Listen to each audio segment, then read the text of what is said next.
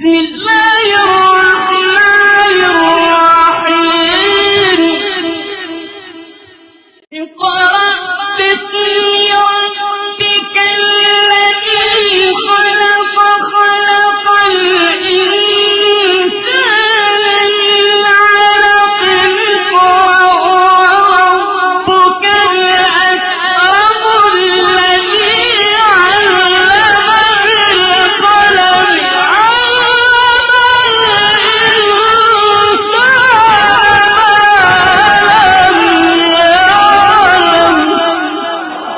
محمد وعجل فرجهم واشرنا معهم.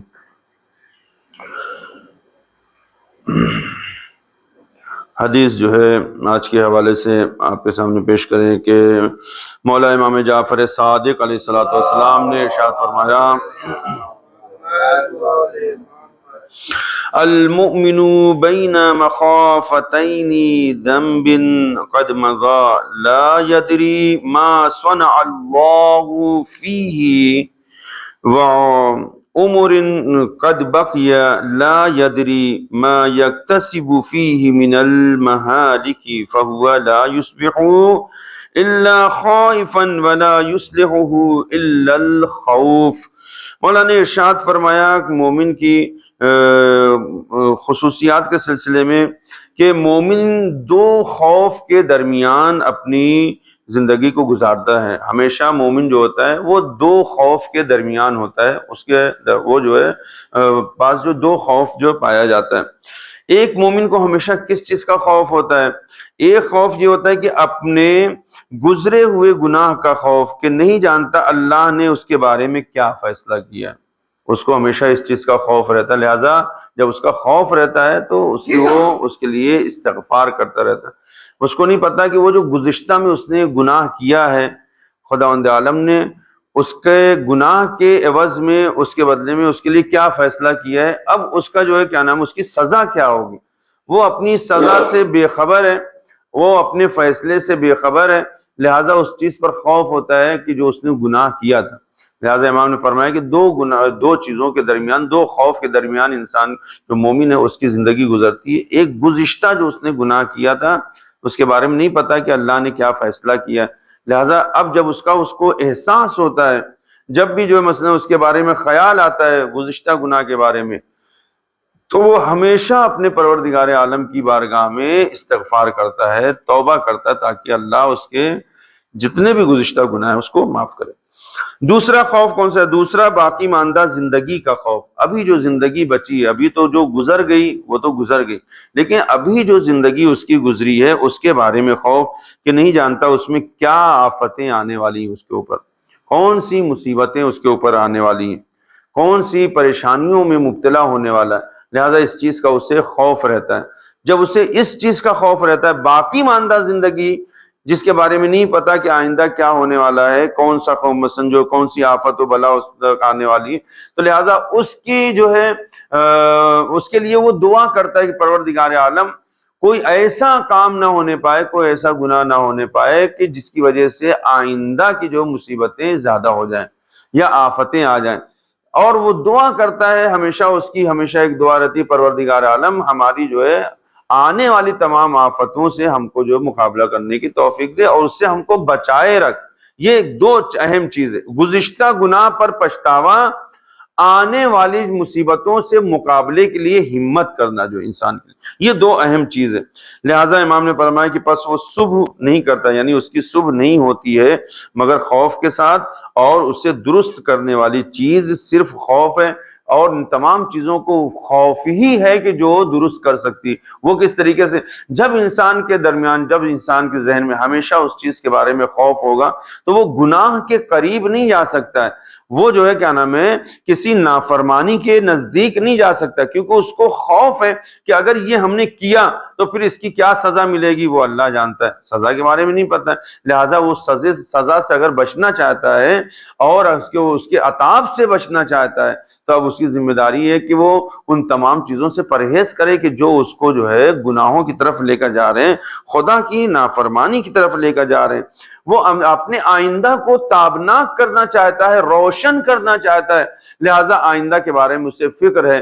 آئندہ کے بارے میں اس کو خیال ہے، لہٰذا وہ دعاؤں کے ذریعے سے اور مناجات کے ذریعے سے، خدا کی اطاعت کے ذریعے سے، بہترین عبادت کے ذریعے سے اپنے آئندہ کو بہتر سے بہتر بناتا ہے، تاکہ آنے والا کل اس کا بہتر سے بہتر ہو، جو گزر چکا ہے اس کی یعنی اس کے گناہوں کی معافی ہو، اور آنے والا کل بہتر۔ یہی مولا کائنات امیر المومنین علی ابن ابی طالب علیہ السلام نے بھی ارشاد فرمایا۔ آپ نے فرمایا کہ مومن وہ ہے کہ جس کا آئندہ آنے والا کل گزشتہ کل سے بہتر ہوتا ہے۔ مومن کی ایک علامتوں میں سے ایک علامت، یعنی آنے والا جو ڈے ہے، اس کا آنے والا دن، وہ گزشتہ جو گزر چکا ہے دن، اس سے وہ کہیں زیادہ بہتر ہوا کرتا ہے، اس کے بارے میں وہ فکر مند ہوتا ہے، اس کا وہ خیال رکھتا ہے، اور جو ہے کوشش یہ کرتا ہے کہ جو کچھ گزر گیا ہے وہ جو اس سے بہتر ہو، تاکہ جو ہے اس کو اس کی زندگی بہتر سے بہتر اور گزر سکے۔ لہٰذا مثلا جو ہے اگر جو کل اس نے جو ہے کیا نام ہے نماز وقت پر نہیں پڑھا تھا، تو آنے والا جو کل ہے وہ وقت پر نماز پڑھے گا۔ جو ہے کل اس نے جو کیا نام ہے بہتر بنائے گا کل کو۔ اب کل اس نے اگر جو نوافل نہیں پڑھا تھا، آنے والے کل میں وہ نوافل پڑھے گا۔ کل اس نے اگر جو ہے کسی کے ساتھ نیک کام نہیں کیا، تو آنے والے کل میں وہ نیک کام کرے، یعنی اس کی نیکیاں دن بدن بڑھتی چلی جاتی ہیں۔ جیسے جیسے نیکیاں بڑھتی ہیں ویسے ویسے جو ہے اس کے درجات میں اضافہ ہوتا ہے، اس کی بلندی اور فضیلت میں اضافہ ہوتا ہے، اور وہ دھیرے دھیرے وہ خدا کا مقرب بندہ بن جاتا ہے، اور خدا کے نزدیک اتنا ہو جاتا ہے، خداوند عالم خود آواز دیتا ہے کہ یہ میرا بندہ ہے۔ لہذا اس میں ہم کو پہنچنا چاہیے، تاکہ خداوند عالم خود ہمیں اپنا بندہ کہہ کر آواز دے۔ بہرحال یہ جو ہے حدیث کے حوالے سے تھا، اور ایک اور جو ہے سوال جو ہے اس کے مسائل کے سلسلے میں آپ کے سامنے پیش کریں کہ سوال یہ اگر ہوتا ہے کہ اگر کسی شخص کو معلوم ہو کہ اس نے وضو کیا ہے اور اس کے ساتھ حدث پیش آیا ہے، مگر معلوم نہیں ہے پہلے کون تھا، تو اس کے لیے کیا حکم ہے؟ مثلا جو ہے وضو کیا ہے یہ بھی کنفرم ہے، حدث پیش آیا، مثلا جو کیا نام ہے کوئی جس کی وجہ سے وضو ٹوٹ جاتا ہے، حدث اکبر ہو چاہے حدث اصغر ہو، جس کی وجہ سے وضو باطل ہو جاتا ہے، لیکن یہ نہیں پتا کہ ان میں سے کون سا پہلے تھا،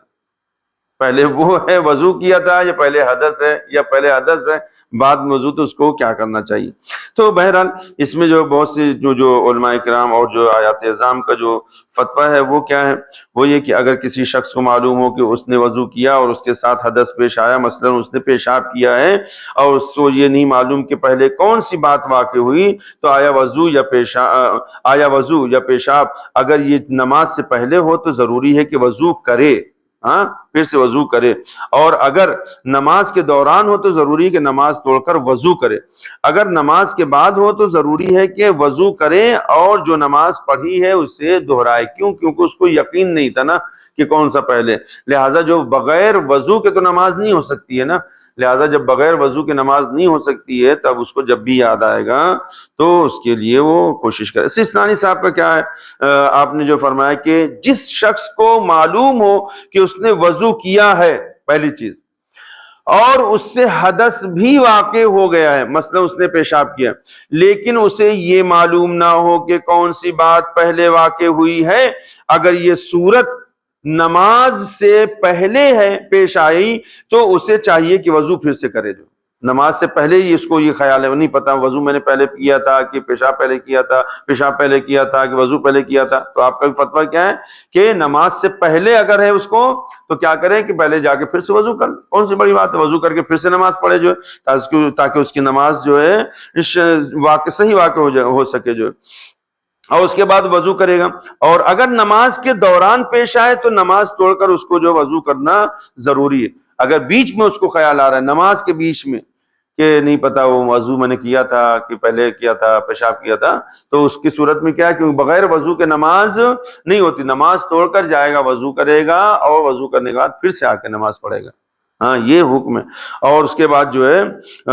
اگر جو اس کو نماز کے بعد پیش آئے تو جو نماز وہ پڑھ چکا ہے وہ صحیح ہے، البتہ دوسری نمازوں کے لیے وضو کرنا صحیح ہے۔ یہاں پہ سستانی صاحب کا اس میں یہ فصل نظریہ ہے کہ نماز پڑھ چکا ہے، نماز کے بعد اس کو یہ خیال آیا، تو کیا اس کی جو نماز اس نے پڑھا تھا پھر سے پڑھے گا یا اس کی نماز صحیح؟ نہیں، آپ کا فرمانا ہے کہ وہ جو نماز پڑھا تھا اس نے وہ نماز اس کی صحیح ہے، پھر سے اس کو نماز پڑھنے کی ضرورت نہیں ہے. لیکن اب دوسری نماز اگر اس کو پڑھنا ہے تو اس کے لیے اس کو پھر سے وضو کرنا پڑے گا. مثلاً جو ہے ہاں چونکہ اب وہ شک کے دائرے میں یقین نہیں ہے نا اس کو جو مثلاً جو ہے مثلاً یہ ہوا کہ نماز ظہر پڑھ چکا, اب بیٹھا تھا, اب اس کو دھیان آیا ارے یار وہ جو کیا نام وضو کیا تھا, وہ کیا نام ہے حدث پیشاب کیا تھا پہلے کہ وضو کیا تھا, نہیں پتہ, یاد نہیں آ رہا ہے. تو اب وہ جو نماز ظہر پڑھ چکا ہے, ابھی عصر نہیں پڑھا ہے, تو اب ظہر جو پڑھ چکا ہے, جو پڑھ چکا وہ پڑھ چکا ہے, وہ صحیح ہے نماز اس کی جو ہے. لیکن اب چونکہ عصر کی نہیں پڑھا ہے لہٰذا وہ جائے گا پہلے وضو کرے گا, وضو کر کے آ کے پھر اس کے بعد پھر سے نماز عصر کو پڑھے گا. جو پڑھ چکا ہے وہ اس کی نماز صحیح.